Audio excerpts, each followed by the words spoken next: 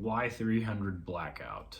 The case for owning a 300 Blackout as a American prepared citizen, or just somebody who wants to defend themselves with something more than a concealed carry handgun.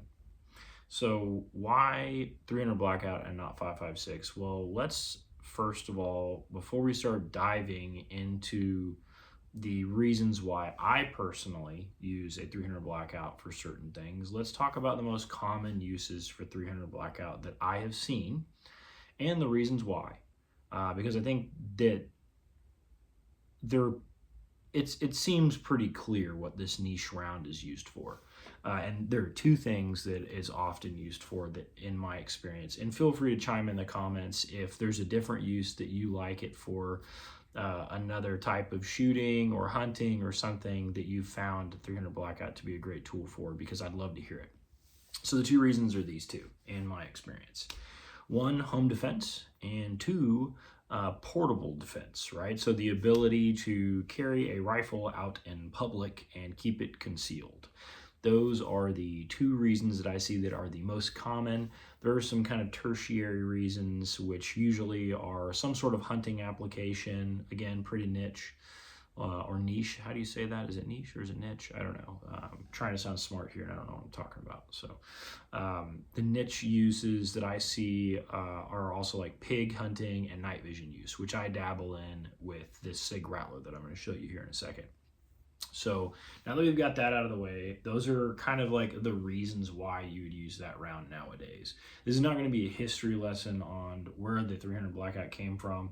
Just know that the military desired a small package that had more oomph than a 9mm, but it's not quite as long as their Mark 18s, which is a 5.56 chamber gun. They also were looking for something that could run subs and suppresses really well, and ideally to keep it in an AR type of platform. So the 300 Blackout was born. I can't remember exactly who put it together. I think Q had something to do with it. And by the way, the Q Honey Badger, ironically, even though it was one of the first most legendary 300 Blackout guns, is kind of regarded as significantly worse shooter and not as good as the modern platforms. I've never shot one, so I don't want to throw shade on that gun, but that is what I have heard. That seems to be like a common theme with Q guns. I've never owned one. I think that they make some interesting stuff, but in general, I haven't heard that, like, I've never met like a Q fanboy. I'm sure they exist, but they seem to be kind of, I just don't see them that often, I guess. So anyway, let's compare 300 Blackout to 5.56 really quick. So the first recommendation I would make when it comes to 300 Blackout, don't buy a 300 Blackout before you've bought like a 5.56 fighting rifle, because 300 Blackout is a round that I already said earlier is kind of niche. It is not a round I would ever choose for a general purpose rifle. And the reasons are pretty simple. It's essentially just because the range on it doesn't lend itself to being a particularly versatile round. It is very good up to about 300 yards, for a myriad of reasons I'll get to in a minute, versus 5.56, which is very good out to about 500 yards. And when I say very good, I don't necessarily mean like the perfect ballistics at 500 yards, but I mean that it's easy to take a fairly small, lightweight carbine that doesn't recoil very much in 5.56, and you can engage targets very effectively and consistently at 500 yards and beyond. I have shot 5.56. The furthest I've ever taken it is like 800 and some odd yards, and that's about the limit of my BCM 14.5. But it is really easy to smack like 3 MOA targets at 500. Like, it is not hard at all with the way that gun is set up. It's not even particularly accurate. So that's one of the coolest things about 5.56 is you can competently engage 500, maybe even 600 yards if you know what you're doing. So why wouldn't we just use 5.56? We've already got one of those. Let's make a backpack 5.56. Well, 5.56 is dependent. Its ballistic efficiency comes from speed, and that's because it's a small bullet. So in general, smaller bullets going faster do a lot of tissue damage, and that was the original design of the 5.56. Shorter barreled 5.56 rounds have trouble stabilizing, and they don't dump enough energy for people to really be satisfied with it out of a shorter barrel. It's also super loud when it's suppressed versus a 30 cal round like 300 Blackout or 7.62, which is very similar ballistically. It does really well at slow speeds because it utilizes mass more so than speed to get a lot of energy on target. So it's an older school mentality. We've like come full circle. We've gone back away from like World War II, Vietnam, and Korean War type of full powered 30 cals to small bullets, and now we're finding a use for big slow bullets again, right? They each have their place. So that's my argument as to why you would use a 300 Blackout instead of a 5.56. It's when you want something really small, good up close, doesn't need to be stretched out, but it thumps pretty hard in a small package. That is the whole purpose, in my opinion, for having one as a civilian. There are a couple of extra little things about it that are cool that I'll get into when we start looking at this SIG Rattler that I have here at my feet. But that's really what I'm trying to sell to you guys, is like, if you want a small package, look for a 300 Blackout. It's going to be a good option. Don't do it if you don't already have a 5.56 gun. Get that first. Make it more of a general purpose rifle. Get yourself a little travel upper, even 300 Blackout upper if you want to, so you don't have to buy a whole gun. But I like having a separate gun so that I don't have to slap something together to use it. So to each their own there. That's just my opinion. All right, so back to the reasons why someone would actually have a 300 Blackout. Home defense and bag carry, basically being out and about, concealing a rifle, right? Well, what do you want in a home defense rifle? Well, pretty obviously, I want as much power as I can get, that I can control, that isn't a familiar platform that I can use in the dark, and I'd prefer not to have my eardrums blown out. And I want it to be really easy and effective, right? Well, 300 Blackout does all those things really well. You can use a very small package and you can suppress it because it's quieter than 5.56. And you can get a gun like this size. This is about as small as I'd want to go, just because I feel like any smaller and I'm going to hate shooting it. And I don't particularly enjoy shooting this gun, by the way. I don't dislike it, but it's certainly not enjoyable. It puts a smile on my face when I shoot subs out of it, just because subs are so cool. I can't really figure out why I would use one, but like, I like it. They're cool. But this gun shoots subs very rarely. It's just kind of like a smiles per gallon type of experience for me, for any of you car guys. So for home defense, this is really small. It stays next to my nightstand. This gun is loaded and hot, so for all of you safety people, you can suck it. I don't have children running around my house, and my wife grew up around firearms and she shoots with me, and my guns are loaded because I plan on using them if I have to pick them up in a dire situation, and I don't want to be half asleep and have to remember to charge this rifle. I already have to remember to turn on the optic, and that's enough for me, and that's something you can give me grief for. I'm such a big EOTech guy that, you know, I would rather have an EOTech than not an EOTech, even if it means I have to turn on the battery or turn on the optic when I need to use it in an emergency. So if there's anything to rip me for, that's probably reasonable. I've considered changing my opinion, but I shoot under night vision, and guys, there's just nothing better than EOTech under night vision. There's other great stuff, but I've just never come across an optic where I'm like, dang, this is better than an EOTech. So that's why I have it on here. Anyway, so this gun sits like this next to my bed, cocked and locked and ready to rock. If I hear a bump in the night, I pick this up. It's got a little sling stow thing right here that's magnetic, so I just rip on the sling. If you can see it, I just yank on it, it comes loose. Sling it up, and I go do what I need to do to make sure that my castle is fortified. So, why would I use this instead of a direct impingement gun? Well, that gets to main reason number 2 why you'd own a 300 Blackout, and that is to use while being out and about, a bag gun or truck gun. I love direct impingement guns. They shoot way better than piston guns in my experience. There are some really good shooting piston guns. I'm not saying that they don't exist, but like in general, the recoil impulse of a DI gun is going to be smoother and feel less snappy, and there's less mass moving around. But with that DI setup comes the need for a buffer tube, and if you're going to fold down a buffer tube, you've got to get an extra law folder, and then when you fold it, you guys might notice here, when you fold a direct impingement gun, it is significantly wider than this gun. That is probably the number one reason why I bought this gun. And I bought this gun off of a buddy of mine who wanted to get rid of it. And funny enough, he actually kind of set this gun up. We shoot together quite a bit. He likes the way my guns shoot. I've been shooting longer than him, and so he kind of took his baseline of things that he likes based on his experience with my firearms and set this gun up pretty much the way I would have set it up. So I didn't have to go fiddle with it. I didn't have to go buy all this extra stuff. He already had it set up that way. I added a couple of small tidbits that are irrelevant, but like in general, the way he sold me this gun is the way that I've left it. And I like it set up this way. It is heavy for its size especially, but this gun is not meant to be lugged around in like a patrol manner. It's in and out of a bag and or in my truck while I'm driving. So this gun, because it's thin, fits in a backpack. It's hard to even explain this. It fits in a backpack so much better than a direct impingement folder.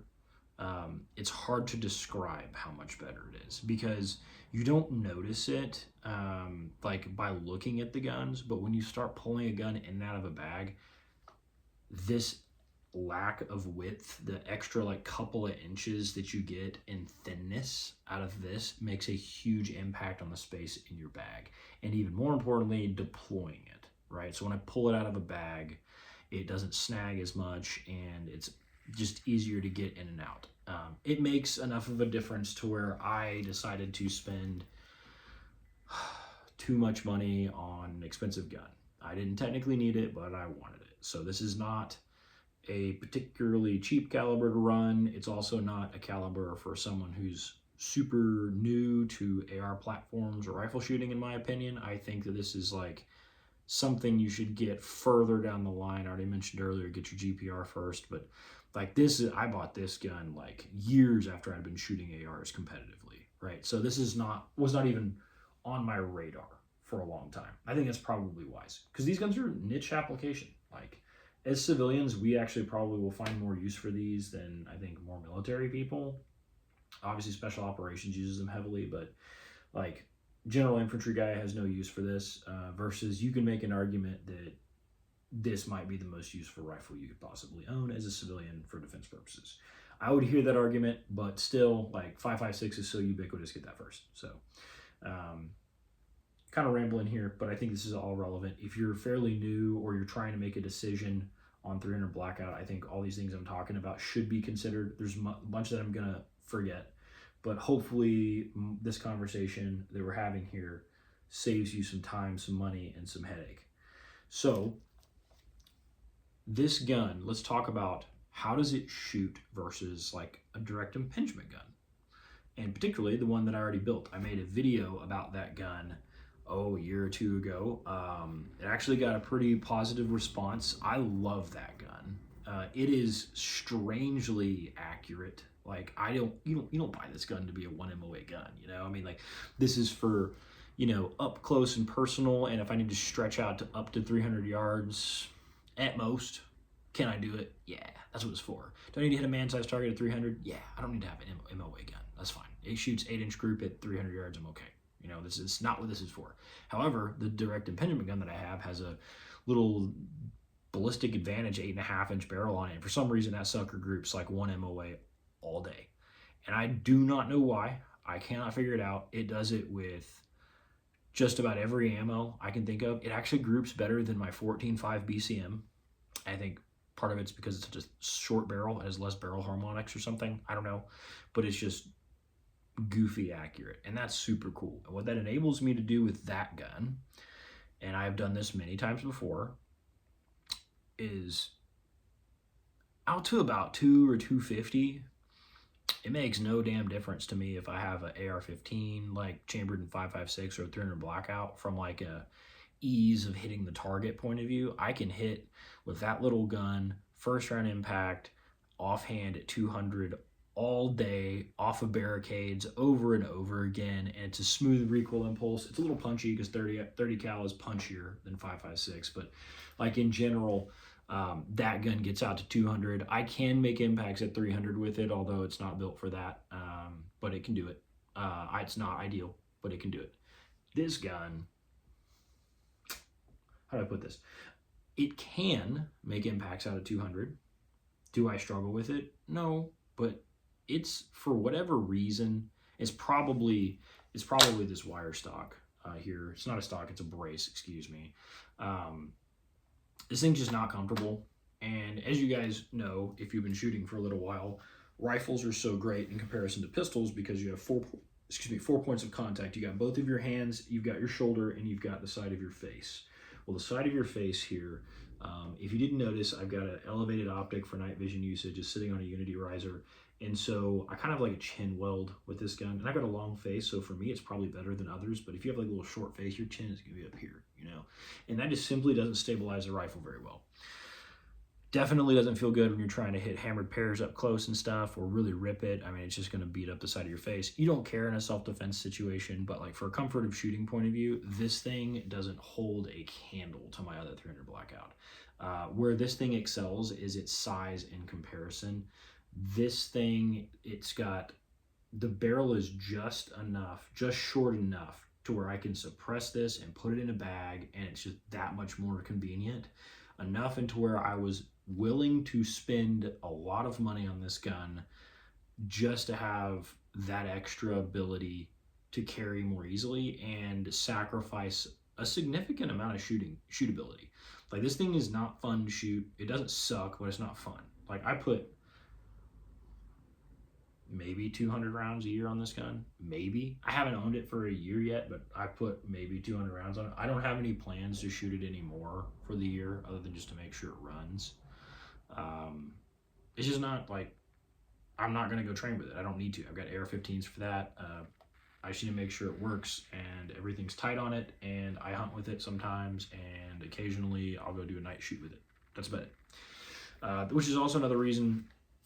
Another interesting thing about 300 Blackout, this is not the type of caliber that like I care to have thousands and thousands of rounds of. It's a very niche caliber, as we discussed earlier. So like, it saves me money in that situation. Like, it's annoyingly expensive to buy the gun, and bullets sometimes can be kind of expensive, although they're way cheaper than they used to be.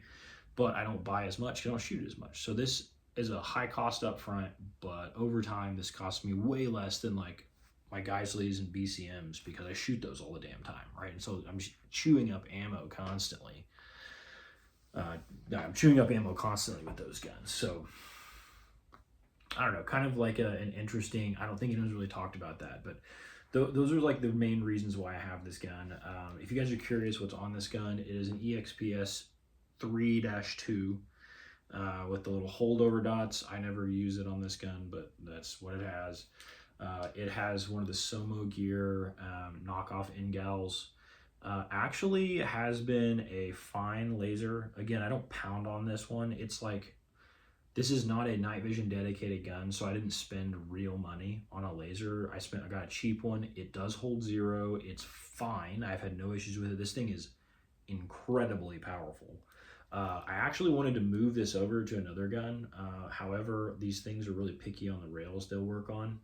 So it stays here because this is the only rail to fit on, because it's Chinesium crap. It doesn't have high, quality control, so they don't make the Picatinny mount the right way, I guess. Maybe they fixed it since then. I have a little knockoff Surefire on this side. It's a Battle Torch by Tacticon. It works, actually. I was skeptical at first, but I've had 0 issues with this thing. And honestly, this light technology has been around for 25 years. Even Chinese knockoff lights like this one function for the most part. Not all of them, obviously, your models may vary, but I've pounded on this light hard enough and it has been fine for me. It's got a little pressure pad in the back. This thing is awkward to shoot because there's no rail, like hardly at all. It's got 2 M-LOK slots with the length, and I got a lot of junk on it. So I kind of feel goofy when I use it, but I set it up as best as I could, and I am competent with it. So I usually actually use, when I'm carrying it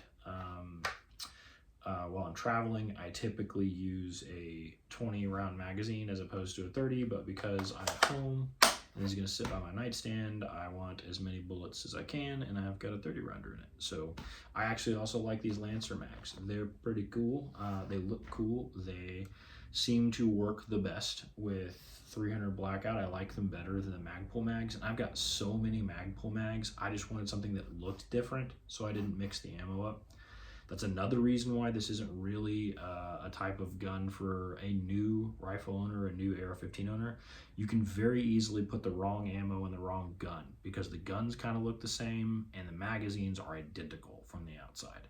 So don't be putting 5.56 and 300 Blackout rounds in the same box. Keep them very separated. Mark your magazines. Do whatever you have to do. These are the only Lancer mags I own, and the only Lancer mags I will ever own. At least for now. And so I know if I pick up a Lancer mag, it's 300 Blackout. So I think that's pretty simple. This gun has ambi controls. Ambi controls are overhyped and unnecessary, but it is cool. Another very fun feature about this gun is it has an adjustable gas on it, so you can shoot subs and you can shoot supers. If you're having an issue with it cycling, you can adjust the gas. Don't want to get into that too much, but that's just kind of a nice thing to have. Another reason why this isn't a good caliber for like somebody who's new to shooting is because it's just finicky, right? And so if you're building your own 300 Blackout, then you're gonna probably have to build it very much so the right way and take into consideration gas and recoil system and the rounds you're using, because these guns can be significantly more picky than a 5.56 gun. I'm not saying they're unreliable at all. I obviously trust my life with this thing. However, these guns set up this way are like $3,000 minimum. So maybe you can get a good deal on the gun that's base, but like everything that goes on this silly gun is expensive. So you are gonna pay the tax for a reliable off-the-shelf 300 Blackout gun. There are other reliable ones, but not anything that compares to the useful size of the SIG Rattler. And guys, I hate SIG, so like this was a tough pill for me to swallow, but this might be the best product they make. SIG USA they've made many mistakes of recent, and you guys know what I'm talking about with the SIG P320. And after having a history of making really great stuff from Switzerland, it's really sad to see the way they've been acting. For me, it's less about the performance of the gun, but how they've been acting. So it was hard for me to buy one of their products, but it was impossible to deny how good this gun is at what it's designed to do. The only thing that would make this thing better is if I had an FRT trigger in it, and that would just be sweet to rip subs in this thing at FRT speeds. Unnecessary, but very cool. So anyway, is there anything else? I don't think so. Hope you guys really like this, because I do. I don't recommend spending this much money on one of these if it's your first 300 Blackout. Maybe play with it, tinker with it, become familiar with it. But I will say this gun off the shelf is, in my opinion, the best 300 Blackout to buy if you're interested in carrying it around. And they do a bunch of bull crap, like you have to go buy this stock separate, or excuse me, I keep saying stock. This is a brace, again, to buy this separately. But man, this thing locks up tight, and man, this thing stays small. So it's kind of like buy once, cry once to the max with this. I don't even want to know how much money I spent on this thing. It's too much. It's so funny, my wife saw it. I had it at the bottom of the stairs because I took it out of my truck and out of the bag. I can't remember why, but I walked off and she saw it and she was like, what tiny gun is this? And it's funny to me, like she's a gun person. She shoots and she's been comfortable around them. Her dad was a competition shooter and I shoot with him all the time too. It was funny, the first thing she noticed about this gun is how small it was. It was folded up like this. And she almost thought it looked like a toy. So very cool. Very, very cool. Highly recommend this rifle. Try to get it used. I did buy it used from my buddy, like I explained earlier, but even buying it from my buddy, it wasn't cheap. It was an expensive gun. I don't plan on getting rid of it. If he wants it back, I'll sell it back to him for exactly how much I paid for it. but it's a great setup. So that is why I would use 300 Blackout, boys and girl, because there's probably one girl that's watched one of these videos maybe, but also maybe not. So boys, this is the one to look at. If you're comfortable with building your own guns, by all means build one, but maybe give me some other suggestions for some 300 Blackouts that are piston driven, that have some of the same strengths as this. I know kind of what the standard choices are, and I found this one to be the best. Would love to hear your comments below. Talk some smack, let me know how wrong I am, or let me know how much you agree and what you maybe would do differently. And then like the video if you like having these types of discussions with me through the wonderful internet.